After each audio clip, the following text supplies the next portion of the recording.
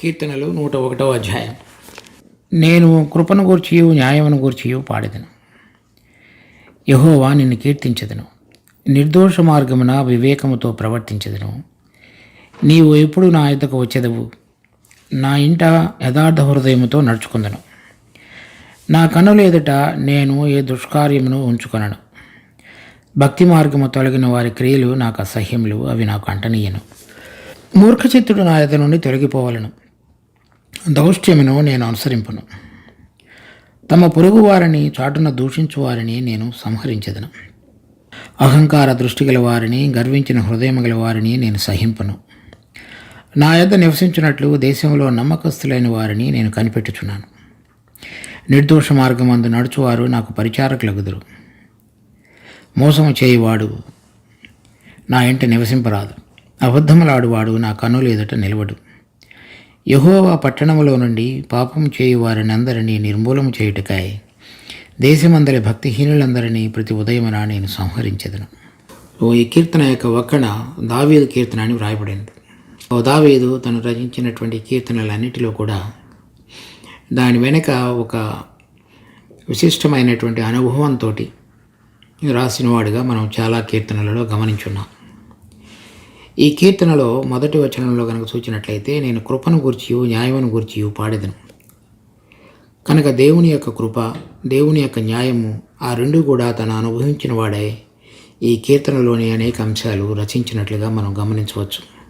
ఈ కీర్తన యొక్క అంశంలో ఈ రెండు విషయాలు ఒక భాగంలో తన యొక్క జీవితంలో కనబడినటువంటి అంశం 2 సమూయేలు 24వ అధ్యాయంలో కనుక చూసినట్లయితే, అతడు ఈ ఇశ్రాయేల్ యొక్క సైన్యాన్ని ఎంతమంది యుద్ధం చేయగలిగిన వాళ్ళుగా ఉంటారో లెక్కించడానికి సైన్యాధిపతి అయినటువంటి యోవాబుకి ఆజ్ఞ ఇచ్చుతాడు. మొదటి వచనంలో ఉంది, ఇంకొక మారు యెహోవా కోపము ఇశ్రాయేలుల మీద రగులుకొనగా ఆయన దావీదును వారి మీదకి ప్రేరేపణ చేసి, నీవు పోయి ఇశ్రాయేలు వారిని యూదా వారిని లెక్కించమని అతనికి ఆజ్ఞ ఇచ్చెను. అలా ఈ లెక్కించినందుకు 10వ వచనంలో చూసినట్లయితే, జనసంఖ్య చూచినందుకే దావీదు మనసు కొట్టుకొనగా, అతడు నేను చేసిన పని వలన గొప్ప పాపము కట్టుకొంటిని, నేనెంతో అవివేకినై దాని చేసి తిని, యెహోవా కరుణ ఎంచి నీ దాసుడైన నా దోషమును పరిహరింపమని యెహోవాతో మనవి చేయగా, చేసినటువంటి పాపమును గుర్తించిన వాడై దేవుని యొక్క కృప కొరకు కనిపెట్టుకున్నాడు. కానీ దేవుడు వాత్సల్యత కలిగిన వాడు, కరుణ చూపించేవాడే అయినప్పటికీ కూడా న్యాయం కూడా చేశాడు. ఎలా చేశాడంటే 14వ వచనంలో చూస్తే, అందుకు దావీదు నాకేమీయో తోచుకున్నది, గొప్ప చిక్కులలో ఉన్నాను, యెహోవా బహువాత్సల్యత గలవాడు గనక మనుషుని చేతిలో పడకుండా యెహోవా చేతిలోనే పడుదుముగా కానీ గాదుతో అనెను. అందుకు యెహోవా ఇశ్రాయేలీయుల మీదకి తెగులు రప్పించగా ఆ దినము ఉదయం మొదలుకొని సమాజపు కూట వేళ వరకు అది జరుగుచుండెను. అందుచేత దాను నుండి బయర్షబా వరకు 70,000 మంది మృతి నొందిరి. అయితే దూత యెరూషలేము పైన హస్తము చాపి నాశనము చేయబోయినప్పుడు యెహోవా ఆ కీటిని గూర్చి సంతాపముంది, అంతే చాలును, నీ చెయ్యి తీయమని జనులకు నాశనం చేయు దూతకు ఆజ్ఞయించెను. ఇది దేవుని యొక్క న్యాయం ప్రకారంగా చూసుకున్నప్పుడు 3 రోజులు ఇశ్రాయేల్ మీదకి తెగులు రావాల్సింది. అంటే ఒక రోజులో 70,000 మంది చనిపోతే ఇంకా 140,000 మంది చనిపోయే అవకాశం ఉంది. కానీ దేవుడు తన కృపను చూపించి ఆ కీడు యొక్క చాలునని చెప్పి ఆపివేశాడు. కనుక దావీదు దేవుడు ఏ విధంగా కనికరం చూపించేవాడుగా ఉన్నాడో, తర్వాత ఆయన ఇక న్యాయం కూడా తీర్చేవాడుగా ఉన్నాడు అనేది చూశాడు. చూసిన తర్వాత ఈ కీర్తనలో మొదటి వచనంలో చెప్తున్నాడు, నేను కృపను గూర్చియు న్యాయమును గూర్చియు పాడెదను. అనగా రాజు అనేక సంవత్సరాలు, దాదాపు 40 సంవత్సరాల పరిపాలన జరిగించిన తర్వాత కూడా తన జీవితంలో ఇటువంటి ఒక ఎప్పుడైనా సరే తన సొంత శక్తి మీద ఆధారపడేటువంటి స్వభావం తనలో ఉన్నదనేటువంటిది తను గమనించకపోయినప్పటికీ దేవుడు తన కృప ద్వారా దాన్ని బయటికి తీసుకొచ్చాడు. బయటికి తీసుకురాగలిగి దానిలో దావీదు యొక్క గుణాన్ని చూపించిన తరువాత దేవుడు ఒక న్యాయం చొప్పున, అంటే నీతి మార్గాన్ని దేవుడి యొక్క ఉద్దేశాన్ని చక్కగా నిర్వర్తించగలిగే విధంగా అతడు చేశాడు. అది దావీదు దాన్ని గుర్తెరిగాడు. అంటే దేవుడు కృప చూపించేవాడుగా ఉన్నాడు, కానీ న్యాయం కూడా తీర్చేవాడుగా ఉన్నాడని. అంటే చేసినటువంటి తప్పును సరిదిద్దడానికి మనలో కార్యాన్ని జరిగించేవాడుగాను, మన శిక్షించేవాడుగా, మన క్రమశిక్షణలోని తీసుకొచ్చేవాడుగాను, దానిలో మనకు మించినదిగా కనిపించినప్పుడు ఆయన తన కృప చొప్పున మనతో వ్యవహరించేవాడుగా కూడా ఉన్నాడని అర్థం. చాలాసార్లు మనలో ఉన్నటువంటి పాప భారాన్ని మోయలేనటువంటి స్థితిలో దేవుడు మన కొరకు రచించినటువంటి ఉన్నతమైన పరలోక సంబంధమైన ప్రణాళికలో ప్రవేశించగలగటానికి కృప చూపించేవాడుగా ఉన్నాడు. అది దేవుని యొక్క ఉన్నతమైనటువంటి ప్రేమ మన పక్షంగా ఆ విధంగా కృప ద్వారా నడిపించుతూ చూపిస్తాడు. కానీ మనలో ఉన్నటువంటి పాత స్వభావంతో వ్యవహరించడానికి ఆయనను మనం సరైన విధంగా గుర్తించకుండా అక్కడికి ఉన్నట్లయితే ఆయన న్యాయాన్ని కూడా మన మీద తీసుకొచ్చేవాడుగా ఉన్నాడు. అంటే న్యాయపు తీర్పు తీసుకొస్తాడు. ఆ విషయాన్ని కూడా దావీదు ఈ 2 సమూయేలు 24వ అధ్యాయంలో దేవుడు ఏ విధంగా జరిగించాడో చూశాడు. చూసిన తర్వాత నువ్వు నా పక్షంగా చూపించిన కృప, నాకు నేర్పినటువంటి నీ యొక్క క్రమశిక్షణ సంబంధమైనటువంటి న్యాయపు తీర్పు, ఈ రెండింటిని గురించి కూడా నేను కీర్తించుతాను అని చెప్తున్నాడు. కనుక ఒకవేళ కనుక మనం తప్పులు చేస్తూ కనుక మన జీవితంలో పోయినట్లయితే దేవుడు గనక నీతి న్యాయాలు జరిగించేటువంటి విషయంలో గనక మన పక్షంగా గనక చూడకుండా ఉన్నట్లయితే అప్పుడు దేవుడు అవినీతిని ఖండించినటువంటి వాడుగా మనం గమనించలేం. అందుచేత తాను ఎవరినైతే ప్రేమిస్తాడో వారిని శిక్షించేవాడుగా కూడా ఉంటాడు. ఆయన విడిచిపెట్టాడు. కనుక విశ్వాసులైన మనందరం కూడా ఆయన కనికరము కృప చూపించటంలో ఐశ్వర్యవంతుడిగా ఎలా ఉన్నాడో, మనం సరైన విధంగా నడవని విషయాలలో ఆయన యొక్క పరిశుద్ధతకు, తర్వాత ఆయన యొక్క నీతికి భంగం కలిగించే విధంగా మన యొక్క ప్రవర్తన కనుక ఉన్నట్లయితే దాని విషయమై ఆయన తీర్పు కూడా తీర్చే దేవుడిగా ఉన్నాడు. కానీ ఆ న్యాయపు తీర్పు జరిగించినప్పుడు దానిని గురించి నేను పాడతాను అని చెప్తున్నాడు, కీర్తిస్తానని చెప్తున్నాడు. అంటే ఆ న్యాయపు తీర్పు మనలో జరిగించినప్పుడు ఆయన మన పక్షంగా కలిగిన ఉద్దేశాలు దొడ్డవి. ఎలా అంటే మనం ఆయన పరిశుద్ధతలో పాలు పొందడానికి మనలను ఆ విధంగా తీర్పు తీర్చేవాడుగా ఉన్నాడు. సో ఆ విషయాన్ని మనం గమనించినట్లయితే దేవుడు మన మీదకి తీసుకొచ్చినటువంటి క్రమశిక్షణ సంబంధమైనటువంటి చర్యలన్నిటి విషయంలో కూడా మనము ఆయనను స్తుతించి కీర్తించి పాడగలం. అందుచేతనే అక్కడ అర్నాను యొక్క కళ్ళమును కొని అక్కడ దేవునికి బలులు అర్పించి ప్రార్థించి స్తుతులు చెల్లించాడు. 2వ సమూయేలు 24వ అధ్యాయంలో కూడా మనం దాన్ని గమనిస్తాం. కనుక ఇక్కడ కూడా అదే సంబంధమైనటువంటి కీర్తన అతడు పాడుతున్నట్లుగా మనం చూడగలుగుతున్నాం. తర్వాత అతడు రాజు కనుక అతడు ఎటువంటి విధంగా దేవుని ఎదుట తన యొక్క జీవితాన్ని కట్టుకుంటాడో, ఎవరితోటి సాంగత్యం కలిగి ఉంటాడో, ఎవరితోటి సంబంధం లేకుండా ఉంటాడో అనేటువంటిది ఈ కీర్తనలో వర్ణించాడు. కనుక అది ఒక రాజుగా మాత్రమే కాకుండా మనల్ని అందరినీ కూడా ఆ రాజరికానికి మన ప్రభువు పిలిచి ఉండగా మనలను రాజులైన యాజక సమూహం అని మరి 2వ పేతురు 2వ అధ్యాయం 9వ వచనంలోను, తర్వాత రాజులైన యాజక సమూహము, తర్వాత మొదటి ప్రకటన గ్రంథం 1వ అధ్యాయం 5వ వచనంలో ఒక రాజ్యముగాను యాజకులుగాను చేసేవి, తర్వాత ప్రకటన గ్రంథం 20వ అధ్యాయం 4వ వచనంలోను 6వ వచనంలోను వారు ఆయనకు రాజులుగాను యాజకులుగాను ఉందురు, ఆయనతో పాటుగా ఏలుదురు. కనుక అటువంటి విధమైనటువంటి ఉన్నత పదవికి తీసుకుని రాబడగలగటానికి అవసరమైనటువంటి కృప, ఆ మార్గంలో నడిచేటువంటి వాళ్ళ అందరి పక్షంగా కూడా న్యాయపు తీర్పు జరిగిస్తూ మనలందరినీ కూడా సిద్ధపరిచేటువంటి తండ్రిగా కూడా మనం ఈ కీర్తనలో చూడవచ్చు. చూడండి 2వ వచనంలో, నిర్దోష మార్గమున వివేకముతో ప్రవర్తించదును, నీవు ఎప్పుడు నా యొద్దకు వచ్చేదవు, నా ఇంట యథార్థ హృదయముతో నడుచుకుందును. ఇక్కడ ఈ వచనంలో చెప్పబడినటువంటిది ఎలా నడుచుకుంటానని చెప్తున్నాడంటే నిర్దోష మార్గమున నడుచుకుంటానని చెప్తున్నాడు. ఈ నిర్దోషం అనేటువంటిది ఎటువంటి దోషం లేకుండా ఉండేటువంటిది అని అర్థం. ఈ లేవీ పత్రిక 1వ అధ్యాయంలో చూసినట్లయితే ఎవరైనా ఒక బలిని అర్పించడానికి తీసుకుని రాబడినప్పుడు ఆ బలి పశువుగా అర్పించబడేటువంటి అర్పణలో ఏదైనా దోషం ఉన్నదా లేదా అనేటువంటిది యాజకుడు గమనిస్తాడు. గమనించి దాని మీద ఎటువంటి దోషం కనుక కానరాకపోయినట్లయితే దేవుని ఎదుట బలిగా అర్పించబడటానికి అర్హత కలిగినటువంటిదిగా ముద్రిస్తాడు. మన ప్రభు అటువంటి విధంగా తను ఈ లోకంలో జీవించినట్లే ఆయనను వెంబడిస్తున్నటువంటి శిష్యులమని చెప్పబడుతున్నటువంటి క్రైస్తవులందరూ కూడా ఈ నిర్దోష మార్గంలో జీవించవలసిన అవసరం ఉంది. అంటే దేవుడు ఎటువంటి దానిని కోరుతున్నాడో అటువంటి మార్గంలో జీవించడం అని అర్థం.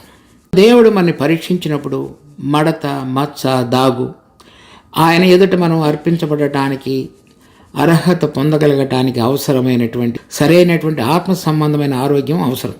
దీనిని మనం గమనించాలంటే నిర్దోష మార్గమున వివేకముతో ప్రవర్తించేదని చెప్తున్నాడు. ఈ వివేకం అనేటువంటిది మనుషుడు ఈ లోక సంబంధమైనటువంటి తెలివితేటలతో కూడినటువంటిది కాదు. చూడండి, యోబు గ్రంథం 32వ అధ్యాయం 8వ వచనం. అయినను నరులలో ఆత్మ ఒకటి ఉన్నది, సర్వశక్తుడగు దేవుని ఊపిరి వారికి వివేచన కలుగు చేయను. కనుక ఈ ఊపిరి అనేటువంటిది సర్వశక్తుడగు ఊపిరి, మనలో దేవుడు ఉంచబడినటువంటి ఆత్మ ఈ సర్వశక్తిని యొక్క ఊపిరి ద్వారా వివేచన కలుగు చేసేటువంటి విధంగా చేస్తాడు దేవుడు. అంటే మనలో ఉన్నటువంటి ఆత్మ దేవుని యొక్క ఆత్మ చేత తాకబడినప్పుడు దేవుడు మనుషుని యొక్క విషయాలను గ్రహించగలుగుతాడు. నేను వెళ్ళి పరిశుద్ధాత్మ దేవుడిని మీ వద్దకు పంపెదను. ఆ పరిశుద్ధాత్ముడు వచ్చినప్పుడు మీకు తండ్రిని గురించియు కుమారుని గురించియు రాబో సంగతులన్నిటిని గురించి మీకు తెలియజేయను. కనుక ఈ నిర్దోషమైన మార్గంలో వివేకము కలిగి ప్రవర్తించడానికి అవసరమైనది ఏమిటంటే ఈ సర్వశక్తిని యొక్క ఊపిరి, అంటే పరలోకం నుంచి వచ్చినటువంటి పరిశుద్ధాత్మ దేవుడు మనలో ఉన్నటువంటి ఆత్మను తాకి దేవుని విషయాలలో సంబంధాన్ని తీసుకుని వచ్చి ఆ వెలుగులో మనం నడవగలగటానికి అవసరమైనటువంటి వివేచన కలుగజేయటం. అప్పుడు మాత్రమే దేవుడు దేనిని ఒప్పుకుంటాడు, అంగీకరిస్తాడు, దేనిని అంగీకరించడు అనేటువంటి విషయాలలో మనకు జ్ఞానం కలుగుతుంది. అలా కనుక లేకపోయినట్లయితే మనిషి తనకు కలిగినటువంటి జ్ఞానం చొప్పున ప్రతిదీ కూడా సరిగానే ఉంది అని అనుకుంటూ ఉంటాడు. అలా కాకుండా దేవుడు మనకు అనుగ్రహించినటువంటి ఆత్మలో కనుక మనం నడిచినప్పుడు ఏది సరైనదో ఒక మనిషి దేవుని దృష్టితో చూచి ప్రతిదాన్ని కూడా కొలచి ఆ విధంగా నడుచుకోగలుగుతాడు. అప్పుడు మాత్రమే దేవుని దృష్టిలో దోషము కాని రీతిలో అతడు ప్రవర్తనను సరిదిద్దుకోగలుగుతాడు. తర్వాత కనుక చూసినట్లయితే అదే యోబు గ్రంథం 9వ అధ్యాయం 4వ వచనం. యోబు ఈ మాటలు దేవుని గురించి చెప్తున్నాడు. ఆయన మహావివేకి, అధిక బల సంపన్నుడు. ఆయన మనందరికంటే వివేకం కలిగినవాడు, మహావివేకి. అందుచేతనే ఆయన నోటి ఊపిరి చేత మనకి వివేచన కలుగజేస్తాడు. కనుక ఆ ధోరణిలో మనం చూడగలిగినప్పుడు మాత్రమే ఏది దోషంనిగా ఎంచుతాడు దేవుడు, దేనిని నిర్దోషంగా ఎంచుతాడు అనేటువంటిది మనకి జ్ఞానం కలుగుతుంది. అది కలిగి నేను ఆ విధంగా నడుచుకుంటానని చెప్తున్నాడు దావీదు. తర్వాత 101వ కీర్తన మరలా 2వ వచనంలో, నీవు ఎప్పుడు నా ఆయతకు వచ్చేదవు. కనుక ఇతడు ఈ విధంగా నడుచుకుంటూ దేవుని యొక్క రాకడకు ఎదురుకు చూచేటువంటి వాడిగా కూడా ఉన్నాడని కూడా మనం చూడవచ్చు. తర్వాత నా ఇంట యథార్థ హృదయముతో నడుచుకుందాం. ఇది నేను మాత్రమే కాకుండా నా ఇంటిలో ఉన్న వారందరి ఎదుట కూడా నేను యథార్థమైన హృదయంతో నడుచుకుంటాను. అంటే ఏదైతే నేను మాట్లాడుతున్నానో, ఏదైతే ఇతరులకు చెబుతున్నానో అది నా జీవితంలో నా ఇంటిలో ఉన్నటువంటి నా భార్య, పిల్లలు, తల్లి, తండ్రి, అన్న, అక్క, చెల్లి వీళ్ళందరి మధ్యలో కూడా అదే ప్రవర్తన కలిగి ఉండగలిగే విధంగా నేను నడుచుకుంటానని చెప్తున్నాడు. కనుక చాలాసార్లు మనము బయట తిరిగినప్పుడు, ఇతరులతో వ్యవహరించినప్పుడు ఉండేటువంటి విషయాలు, లేక మన ఇంటిలో జరిగించినప్పుడు మన యొక్క ప్రవర్తనలో 2 రకాలుగా కనబడేటువంటి అవకాశాలు కొంతమందిలో కనబడతాయి. అలా కాకుండా ఏదైతే నా హృదయంలో ఉన్నదో, నీ ఎదుట కనబడుతున్నదో దానిని నేను చక్కగా అనుచరణలో నేను పాటిస్తూ అందరి ఎదుట యథార్థ హృదయుడినై, అంటే 2 విషయాలైనటువంటి ఈ కపటత్వం కలిగినటువంటిది, వేషధారణ లేనటువంటి హృదయంతో నేను నడుచుకుందును అని చెప్తున్నాడు. తర్వాత 3వ వచనంలో, నా కన్నుల ఎదుట నేను ఏ దుష్కార్యమును ఉంచుకొనను, భక్తి మార్గము తొలగిన వారి క్రియలు నాకు అసహ్యములు, అవి నాకు అంటనీయను. నేను నా కన్నుల ఎదుట ఏ కార్యమును ఉంచుకొనను. ఈ దుష్కార్యం అనేటువంటి మాట ఇంగ్లీష్లో ఏం రాయబడి ఉన్నదంటే బెలియాల్ అని రాయబడింది. ఆ బెలియాల్ అనేటువంటి మాట అంటే పనికిరానిది, వ్యర్థమైనది, దేవుడు అసహించుకునేది అని అర్థం. ఇది నూతన నిబంధనలో 2 కొరింథీ 6వ అధ్యాయంలో కనుక ఒక వచనం చూసినట్లయితే, 2 కొరింథీ 6వ అధ్యాయం 14వ వచనం నుంచి 16వ వచనం వరకు, మీరు అవిశ్వాసులతో జోడుగా ఉండకుడి, నీతికి దుర్నీతితో ఏమి సాంగత్యము, వెలుగునకు చీకటితో ఏమి పొత్తు, క్రీస్తునకు బెలియాలతో ఏమి సంబంధము, అవిశ్వాసితో విశ్వాసికి పాలెక్కడు, దేవుని ఆలయమునకు విగ్రహములతో ఏమి పొందిక. ఇక్కడ చూడండి, విశ్వాసి అవిశ్వాసి, నీతి దుర్నీతి, వెలుగు చీకటి, క్రీస్తు బెలియాలు, విశ్వాసికి అవిశ్వాసి. ఈ విషయాలన్నింటినీ కూడా మనం చూసినట్లయితే ఏవి వ్యర్థమైనవో పనికిరానివో, అది కీడునకు మనకు దారి తీసేవిగా ఉన్నాయో, క్రీస్తుకు వ్యతిరేకమైనవో ఆ క్రియలన్నీ కూడా చెప్పబడ్డాయి. దానికి సంబంధించినటువంటి వివరణ ఉంది ఇక్కడ. ఈ బెలియాల్ అనే మాటకు అర్థం అది. ఇక్కడ ఏం చెప్తున్నాడంటే, నా కన్నుల ఎదుట నేనే దుష్కార్యమును ఉంచుకొనను. అంటే నా కన్నులు ఈ లోకములో ఉన్నటువంటి క్రీస్తుకు వ్యతిరేకమైనటువంటి విషయాలు, చీకటి, విగ్రహములు, బెలియాలు లేక పనికిరాని విషయాలు, వాటితో లేక దేవుని ఆలయమును కాకుండా భంగపరిచేటువంటి విధంగా ఉండేటువంటి విషయాలు, వాటిని నా కన్నుల ఎదుట నేను ఉంచుకొనడం.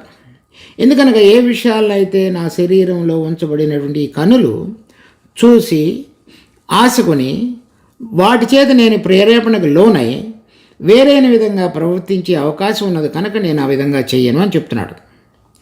తర్వాత ఏం చెప్తున్నాడంటే, భక్తి మార్గము తొలగిన వారి క్రియలు నాకు అసహ్యములు. ఎవరెవరైతే ఈ భక్తి మార్గము తొలగిన వారి క్రియలు అంటే అవి నాకు అసహ్యములు అని చెప్తున్నాడు. దాని గురించి చూడాలంటే 2 తిమోతి 2వ వచనం నుంచి 5వ వచనం వరకు, ఏలైనగా మనుషులు స్వార్థప్రియులు, ధనాపేక్షలు, బెంకములాడువారు, అహంకారులు, దూషకులు, తల్లిదండ్రులకు అవిధేయులు, కృతజ్ఞత లేనివారు, అపవిత్రులు, అనురాగ రహితులు, అతిద్వేషులు, అపవాదకులు, అజితేంద్రియములు, క్రూరులు, సజ్జనద్వేషులు, ద్రోహులు, మూర్ఖులు, గర్వాంధులు, దేవుని కంటే సుఖానుభవమును ఎక్కువగా ప్రేమించువారు, పైకి భక్తి గల వారి వలె ఉండియు దాని శక్తిని ఆశ్రయించని వారునయ్యుందురు, ఇట్టి వారికి విముఖుడవై ఉండుము. వీళ్ళందరిని గురించి చెప్పబడినటువంటి 3 వచనాల్లో చెప్పబడినటువంటి వివరణలో 5వ వచనంలో చెప్తున్నాడు, వీరందరూ కూడా సంఘంలో ఉన్నవారు, మనతో పాటు కూడుకునేవారు, కలిసి వచ్చేటువంటి వారు, పాటలు, ప్రార్థన, వాక్యము ఇవన్నీ కూడా తెలిసిన వాళ్ళు, కానీ పైకి భక్తి కలిగినట్లుగా కనబడతారు. వాళ్ళ అంతరంగంలో ఉన్నటువంటి విషయాలు ఈ విధంగా ఉన్నాయి కనుక నువ్వు వారికి విముఖుడవై ఉండుము అని చెప్తున్నాడు నూతన నిబంధనలో పౌలు తిమోతికి రాసిన పత్రికలో. ఇక్కడ దావీదు ఏం చెప్తున్నాడంటే, అట్టివారి క్రియలు నాకు అసహ్యములు, అవి నాకు అంటనీయను. అంటే ఎవరైనా అటువంటి వారు కనుక నా దగ్గరకు వచ్చినట్లయితే నేను వారిని దూరంగా ఉంచుతానని అర్థం, వాటిని అంటనివ్వను. తర్వాత చెప్తున్నాడు, సో కనుక మనం ఆ 2 తిమోతి 2వ అధ్యాయంలో చదివినటువంటి విధంగా కనుక మనలో ఎక్కడైనా ఏదైనా ఉన్నట్లయితే ఆయన మన 2వ రాకడలో ఆయన వచ్చినప్పుడు మనం లేవనెత్తబడేటువంటి గుంపులు ఉండలేము. కనుక మనము ఈ భక్తి కలిగిన వారు అంటే దేవుడు మన ఎదుట, మన ప్రక్కన, మనతో ఉన్నాడు అనేటువంటి అవగాహనతోటి, ఆయన యందలి భయంతో, ఆయన యందలి విశ్వాసంతో నడుచుకున్నట్టు అని అర్థం. భక్తిహీనులు లేకపోతే భక్తి మార్గము తొలగిన వారంటే ఆయన సన్నిధిని అనుభవించకుండా, ఆయన నామమునకు చెందవలసిన భయం లేకుండా వారి ఇష్టం వచ్చిన రీతిగా జీవించేటువంటి వారని అర్థం. అక్కడ పైన చెప్పబడిన 2 తిమోతి 2వ అధ్యాయంలో చెప్పబడిన క్రియలన్నీ కూడా వారు నిరాపేక్షంగా జరిగించే వాళ్ళుగా ఉన్నారు. 4వ వచనం, మూర్ఖ చిత్తుడు నా యొద్ద నుండి తొలగిపోవలను, దౌష్ట్యమును నేను అనుసరింపను. ఈ దౌష్ట్యము, ఈ మూర్ఖ చిత్తుడు అంటే చెప్పిన మాట విననివాడు, అంటే చెప్పిన అర్థం చేసుకోవడానికి ఇష్టపడనివాడు. ఈ మనలో ఉన్నటువంటి ఈ ప్రాణ సంబంధమైనటువంటి గుణము ఎవరైనా మనకు ఏదైనా చెప్పినప్పుడు మనకి అర్థం కాని విషయాలు మనం అంగీకరించడానికి ఇష్టపడినటువంటిది ఏదైతే ఉన్నదో మూర్ఖ చిత్తం. ఈ చిత్తం అంటే మనసులో ఉన్నది. అంటే మూర్ఖం అంటే ఆ మనసును సరైన దానికి అంగీకరించకుండా ఉండేటువంటి తత్వం అని అర్థం. అది మనలో కనబడుతుంది. ఎవరు చెప్తున్నారో ఆ మనిషిని మనం చూచి వేరైన భావన కలిగి ఉన్నప్పుడు మనం అంగీకరించాం. వాళ్ళు ఏం చెప్తున్నారో అది కనుక చేయడానికి మనకి ఇష్టకరంగా లేకపోతే దానిని మనం అంగీకరించాం. మనలో కనుక చెబుతున్న వారి కంటే అధికమైనటువంటి జ్ఞానం కలిగిన వారంగా ఉన్నామని మనం ఆలోచించినట్లయితే ఆ మాటలు మనం పట్టించుకో. కనుక అలా నేను ఉండను అని చెప్తున్నాడు. అటువంటి వారితోటి నా యొద్ద నుండి తొలగిపోగలను అనగా, నేను దేవుని యొక్క ఆత్మ ద్వారా నా గమనానికి తీసుకొని రాబడినటువంటిది, నేను నేర్చుకోవలసినది, వాటన్నిటిని కూడా నేను అంగీకరించేటువంటి తత్వంలో నా చిత్తాన్ని నేను నేర్పరచుకుంటాను అని చెప్తున్నాడు. తర్వాత చూస్తే దౌష్ట్యమును నేను అనుసరింపను. అంటే ఏదైనా దుర్మార్గంగా చేసి నా యొక్క ఇష్టాన్ని, కోరికను, లేకపోతే నా ఆశను తీర్చుకునేటువంటి తత్వం, నేను దానిని చేయను. అంటే దేవుడు నా జీవితంలో ఏదైతే కలుగు చేస్తాడో, ఇవ్వాలని కోరుతాడో, ఇస్తాడో లేకపోతే ఇవ్వడో, దానిని నేను సంతోషించి ఆయనతో సమాధానంగా ఉన్నప్పుడు నేను దౌష్ట్యమును నా శరీరము, నా మనస్సు, నా హృదయాన్ని తృప్తిపరచడానికి చేసేటువంటి క్రియలు ఏవీ కూడా నేను జరిగించను. 5వ వచనం, తమ పొరుగు వారిని చాటును దూషించు వారిని నేను సంహరించదును. అహంకార దృష్టి గల వారిని, గర్వించిన హృదయం గల వారిని నేను సహింపను. తన ప్రవర్తన అంతటిలో కూడా ఈ విధంగా ఉన్నవారు ఎవరైనా ఉంటే, తమ పొరుగు వారిని చాటును దూషించు వారిని నేను సంహరించదును. అంటే చాలా కఠినమైన మాటలు మాట్లాడుతున్నాడు.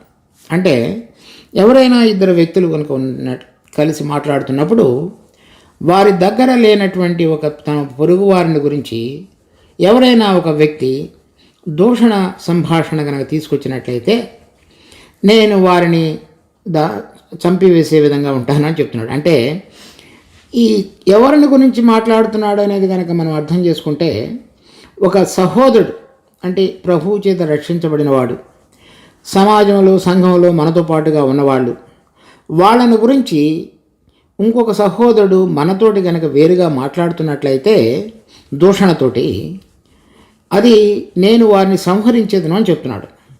అంటే నేను అటువంటి దానిని ఇష్టపడడం మాత్రమే కాకుండా ఎవరైతే నాతో చెబుతున్నారో వారిని నేను సంహరిస్తాను. అంటే నేను వారిని ఇంకా ఎంత కఠినమైన హృదయంతో మనం ఉండాలనేటువంటిది మనకి అర్థమవుతుంది. అది కనుక ఇప్పుడు మనం సంఘాలలో చూసినప్పుడు ఈ జాడ్యం చాలా ఎక్కువగా ఉంది.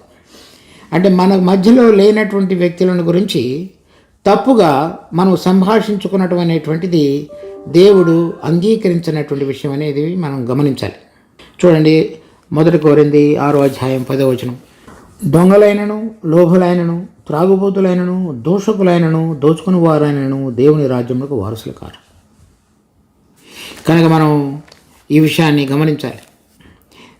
మరి ఏర్పరచబడిన వారు, దేవుని చేత పిలువబడినటువంటి వారు, మనతో పాటుగా సహోదరులుగా ఎంచబడిన వారు, వారిని గురించి మనం దూషణ మాటలతో కనుక మాట్లాడినట్లయితే దేవుడు దానిని తీర్పులోనికి తీసుకొచ్చేవాడుగా ఉంటాడు. ఆ విషయాన్ని గుర్తెరిగిన వాడై దావీదు, నేను అటువంటి దానిని ప్రోత్సాహపరచను, అంత మాత్రమే కాకుండా వారిని నేను సంహరిస్తానని చెప్తున్నాడు. తర్వాత కనుక చూసినట్లయితే, అహంకార దృష్టి గల వారిని, గర్వించిన హృదయం గల వారిని నేను సహింపను. ఈ అహంకార దృష్టి గల వారు, గర్వించిన హృదయం గల వారంటే మన మధ్యలో ఉన్నటువంటి అనేక మంది సహోదరులలో కంటే మనకు జ్ఞానము, లేక ఈ లోకంలో ఉన్నతమైన పదవి, లేక ఇంకా మనకు ఈ శరీర సంబంధమైన, లోక సంబంధమైనటువంటి ఔన్నిత్యం కలిగి జీవించేటువంటి విషయాలు ఏదైనా మనం పొందినట్లయితే దేవుని యొక్క దయను బట్టి, దానిని బట్టి మనం అహంకార దృష్టి కలిగి దేవుడు తన స్వరక్తంతో కడిగి కొనినటువంటి బిడ్డల విషయంలో తక్కువ చూపుతో గనక వారి పక్షంగా నేను వ్యవహరించినట్లయితే అని అర్థం. ఈ అహంకారము, గర్వము అనేటువంటిది ఈ లోక సంబంధమైన విషయాలలో నేను పొందిన దాన్ని బట్టి కనుక కలిగి ఉన్నట్లయితే అలాంటి వాళ్ళే. కానీ దేవుని కృపలో ఆత్మచేత నడిపించబడి దేవుని యొక్క జ్ఞానము, వివేకం కలిగినటువంటి బిడ్డలు, వాళ్ళకు దేవుని యొక్క ప్రత్యక్షత కలిగినప్పటికీ కూడా వాళ్ళు ఇతరుల పక్షంగా అహంకారాన్ని ప్రదర్శించరు. ఎందుకంటే అది వారి సొంతం కాదు, దేవుడు తన కృప ద్వారా వారికి అనుగ్రహించబడినదనే విషయాన్ని వారు గుర్తిరిగి ఇతరుల విషయంలో తర్వాత ఎంతో దీనత్వంలోనూ వారిని ప్రేమతోటం చూసేవాళ్ళుగా ఉంటారు. ఇది మనిషి యొక్క అధికమైన ప్రయాసం ద్వారా వాళ్ళకు కలిగిన జ్ఞానం ద్వారా లోకంలో పొందినటువంటి స్థితిని బట్టి ఇతరుల పక్షంగా వేరే విధంగా ప్రవర్తించేటువంటి అవకాశం ఉంది. అటువంటి వారి విషయంలో దావీదు ఈ విధంగా చెప్తున్నాడు. తర్వాత 6వ వచనం, నా యొద్ద నివసించినట్లు దేశంలో నమ్మకస్తులైన వారిని నేను కనిపెట్టుచున్నాను. దావీదు రాజు గనుక అతనితో పాటుగా ఉండటానికి అవసరమైనటువంటి కొంతమందిని నేను కనిపెడుతున్నానని చెప్తున్నాడు. అతడు రాజుగా ఉన్నటువంటి దినాలలో ఇక్కడ చూసినట్లయితే 2 సమూయేలు 23వ వచనం, 8వ వచనం నుంచి 39వ వచనం వరకు అతనితో పాటుగా ఉన్నటువంటి కొంతమంది ఈ బరాజ్యులు, నమ్మదగిన వారు, రకరకాలైనటువంటి స్థితులలో దావీదు పక్షంగా నమ్మకత్వాన్ని ప్రదర్శించి తమ ప్రాణాలను కూడా త్యజించి దావీదుతో నిలబడినటువంటి వాళ్ళు అని అర్థం.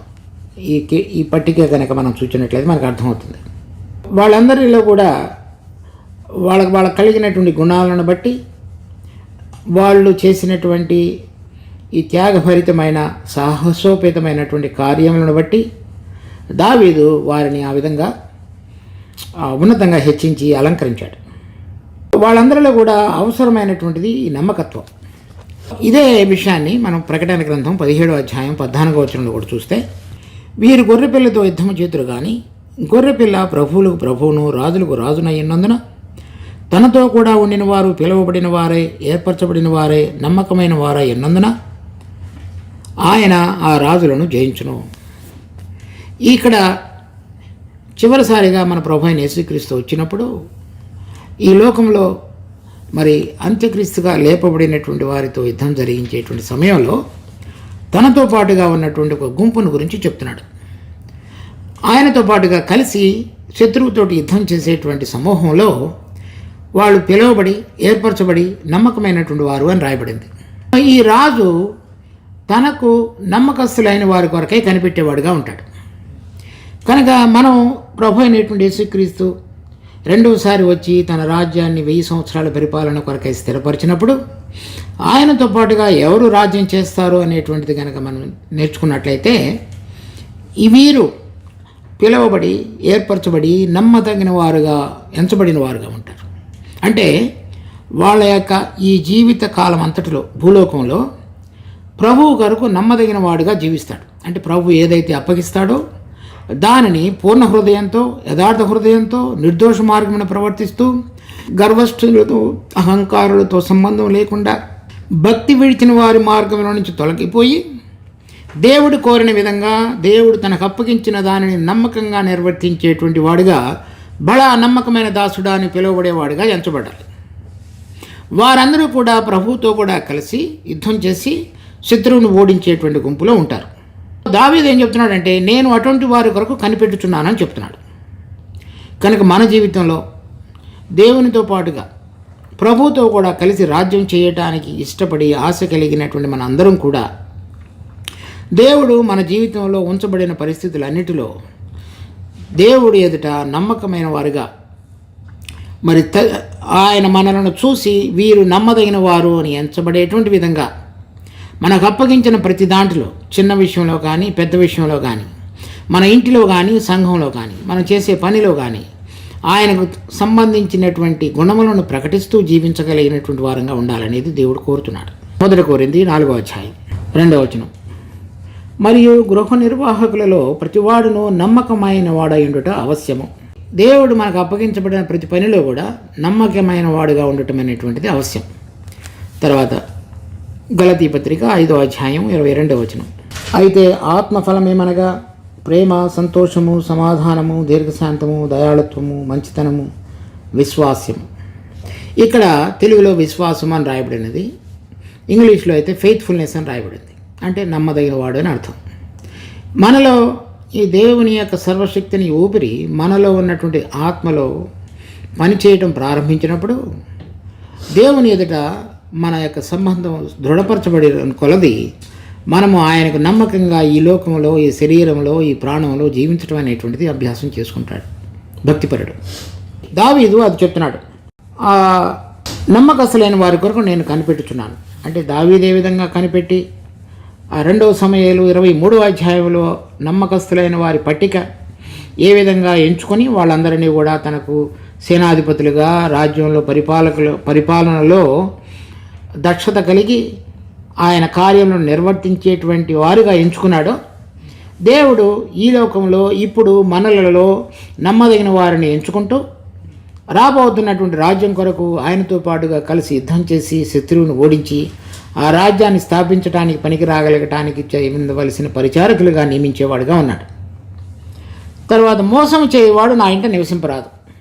అది అంటే యథార్థమైన హృదయానికి వ్యతిరేకం, దేవుని యొక్క స్వభావానికి భిన్నమైనది. అంటే ఈ అపవాదికి సంబంధించినటువంటి గుణం అది. కనుక అది దేవుని యొక్క రాజ్యానికి మనలను అనర్హులుగా చేస్తుంది. అబద్ధములాడువాడు నా కన్నుల ఎదుట నిలబడు. యోహాను సువార్త 8వ అధ్యాయంలో పరిసయ్యులను గురించి చెప్తున్నప్పుడు పరిసయ్యులు శాస్త్రులు వారందరూ ఏమనుకున్నారంటే వారందరూ కూడా అబ్రహాము సంతానమని. ప్రభు వారితో ఏం చెప్పవలసి వచ్చిందంటే, మీరు మీ తండ్రి అయిన అపవాది సంబంధులు. ఈ అపవాది అతనిలో సత్యము లేదు, అతడు మొదటి నుంచి అబద్ధం పలుకువాడైనాడు, అతడు అబద్ధమునకు జనకుడు అని చెప్తాడు. అంటే అతని యొక్క ప్రభావం ద్వారా ఈ లోకంలో మోసం చేస్తూ గనక జీవించుతూ ఉన్నటువంటి వ్యక్తి దేవునికి ఇష్టకరమైన వాడు కాడు. కనుక మనలో ప్రభు అయిన యేసుక్రీస్తు దానికి ఆపోజిట్. ఎలా? నేనే సత్యమును అని చెప్పాడు. అపవాది అతడు అబద్ధికుడు, అబద్ధమునకు జనకుడు, అంటే మొదటి నుంచి అబద్ధం చెప్పేవాడని అర్థం. అతని క్రియలు లయపరచడానికి మన ప్రభు అయిన యేసుక్రీస్తు ఈ లోకంలో ప్రత్యక్షమయ్యాడు. ప్రభువును ప్రేమించినట్లయితే ఎఫెసీ పత్రిక 4వ అధ్యాయంలో 25వ వచనంలో పౌలు చెప్తున్నాడు, మీరు ఒకరితో ఒకడు అబద్ధం ఆడకుడి. కనుక ఈ తర్వాత ప్రకటన గ్రంథం 21వ అధ్యాయం 8వ వచనంలో చూస్తే అబద్ధికులు రాజ్యంలో ప్రవేశింపరు అని రాయబడింది. అంటే ఈ అపవాదికి సంబంధించినటువంటి గుణములు కలిగిన వారందరూ కూడా ఉన్నదానికి వ్యతిరేకంగా మాట్లాడేటువంటి వాడు, సత్యాన్ని ప్రకటించకుండా సత్యం కాకుండా వేరుగా జీవించేవాళ్ళు, అంటే ఈలోక సంబంధమైనటువంటి దానితో స్నేహం కలిగి దేవునితో ఇష్టపడని వాళ్ళు. 8వ వచనం, యెహోవా పట్టణంలో నుండి పాపం చేయి వారిని అందరినీ నిర్మూలం చేయటకై దేశమందలి భక్తిహీనులందరినీ ప్రతి ఉదయమున నేను సంహరించదు. దేవుడు విశ్వాసులతోటి ఏ విధంగా వ్యవహరిస్తాడు అనేటువంటి ఈ విషయాలన్నిటిలో కూడా రాయబడింది. కానీ కొంతమంది అంటే ఆయన యందు విశ్వాసం ఉంచకుండా ఆయనను వ్యతిరేకించేటువంటి ఒక గుంపు ఉంది.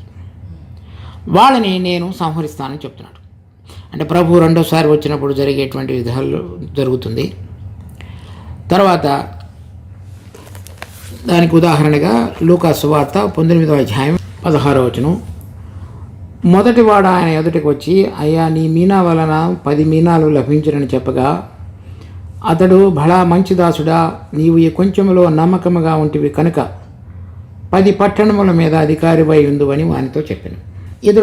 ఈ దాసుడు ఇక్కడ నమ్మకత్వాన్ని చూపించిన వాడుగా ఉన్నాడు అతనికి ఇవ్వబడిన దాంట్లో.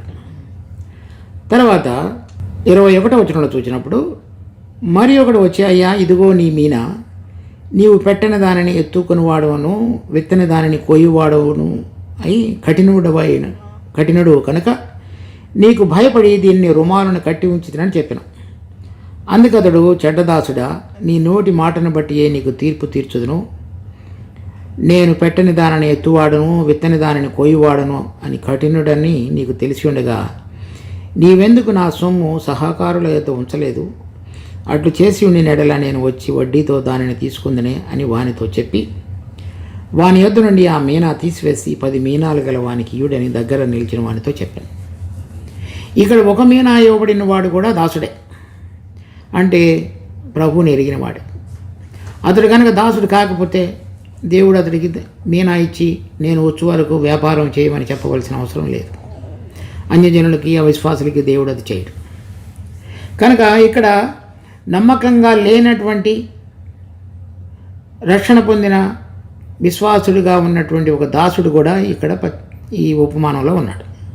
అతని దగ్గర నుంచి ఆ మీనా తీసివేయబడి అతను కాకుండా ఇంకొకతను ఉన్నాడు. 27వ వచనంలో, మరియు నేను తమ్మును ఏలుటకు ఇష్టము లేని నా శత్రువులను ఇక్కడికి తీసుకుని వచ్చి నా ఎదుట సంహరించుడని చెప్పాను. 1 మీనా కలిగి వ్యాపారం చేయకుండా దానిని ఎదగకుండా ఉంచినటువంటి అతనిని సంహరించమని చెప్పలేదు.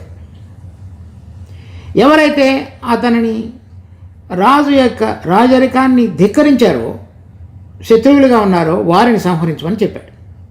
ఇక్కడ మనం చూస్తున్నటువంటి ఈ కీర్తనలో కూడా అదే జరగబోతుంది. ప్రభు వచ్చినప్పుడు ఎవరైతే ఆయనను అంగీకరించరో, ఆయనకు వ్యతిరేకంగా లేస్తారో, ఆయన రాజ్యానికి వ్యతిరేకంగా పనిచేస్తారో, ఆయన న్యాయపు తీర్పు తీర్చి వారందరినీ కూడా సంహరించేవాడుగా ఉంటాడు. అది దేవుడిని ఎరగకుండా దేవుని యొక్క క్రియలను వ్యతిరేకిస్తూ దేవునికి భిన్నంగా ఆయన రాజ్యాన్ని కూలదోయటానికి పడగొట్టడానికి ప్రవర్తించేటువంటి ప్రతి వాళ్ళ పక్షంగా ఆయన ఈ సంహరణ అనేటువంటిది జరిగిస్తాడు. అది మనం విశ్వాసులైన వారికి వర్తించదు, కానీ శత్రువులుగా ఉన్న వారికి వర్తిస్తుంది. విశ్వాసులైన వారు ఇక్కడ అహంకార దృష్టి కలిగి దూషించి మోసం చేస్తూ దేవుడు కోరిన విధంగా నడుచుకోకుండా అబుద్ధుడి పక్షంగా ఉన్నట్లయితే వాళ్లకు న్యాయపు తీర్పు తీర్చేవాడుగా ఉంటాడు. శత్రువులుగా ఉన్న వారికి తీర్పు తీర్చేటువంటి వేరు. విశ్వాసులై ఉండి నమ్మదగిన వారుగా లేకుండా ఇంకా లోక సంబంధమైన మన గుణములు కలిగి ఉంటూ వేరే దేవునికి ప్రవర్తనకు నిర్దోష మార్గంలో నడవకుండా వేరుగా జీవించేటువంటి వారందరి విషయంలో కూడా ఆయన తీర్పు తీర్చేవాడుగా కూడా ఉంటాడు.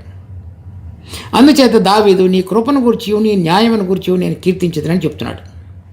ఒకవేళ అలా కనుక తీర్పు తీర్చకపోయినట్లయితే మరి యథార్థమైన హృదయంతో దేవుని ఎదుట సరైన విధంగా నడిచినటువంటి వాళ్ళు, నడవని వాళ్ళు ఇద్దరిని ఒకే విధంగా దేవుడు చూడలేడు. అది ఆయన యొక్క గుణముకు స్వభావానికి వ్యతిరేకమైనది.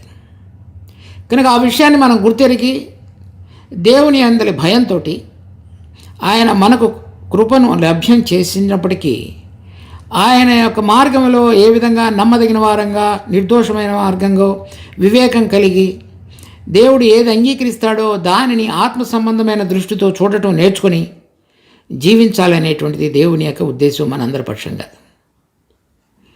దానిని మనం గుర్తెరగగలిగి ఆ విధంగా జీవించగలగటానికి దేవుడు మనందరికీ కృప దయచేయునుగాక. ప్రార్థించుకుందాం. మా జీవం కలిగిన తండ్రి, మీకెంతో వందనాలు. ఇచ్చిన ఈ వాక్య భాగాన్ని మా కొరకే ఆశీర్వదించండి. అటువంటి ప్రవర్తన కలిగి మేము మీకు ఇష్టకరమైన రీతిలో జీవించగలుగుటకు మాకు ప్రతిరోజు మీరు మాకు అనుగ్రహించినటువంటి ఆత్మ ద్వారా మీ కృప మీద ఆధారపడుతూ మమ్మల్ని లేవనెత్తి ఈ తప్పుగా ఉన్నటువంటి ఈ శరీరము, ప్రాణము, వాటి యొక్క స్వభావం నుంచి మేము విడుదల పొంది ఆ శిలువ ప్రభావం ద్వారా ఆత్మ యొక్క జీవాన్ని మేము కలిగి జీవించుటకు మా అందరికీ కృప చూపించండి. రక్షకుడు ప్రభు అయిన యేసు నామమున అడుగుతున్నాం తండ్రి. ఆమేన్.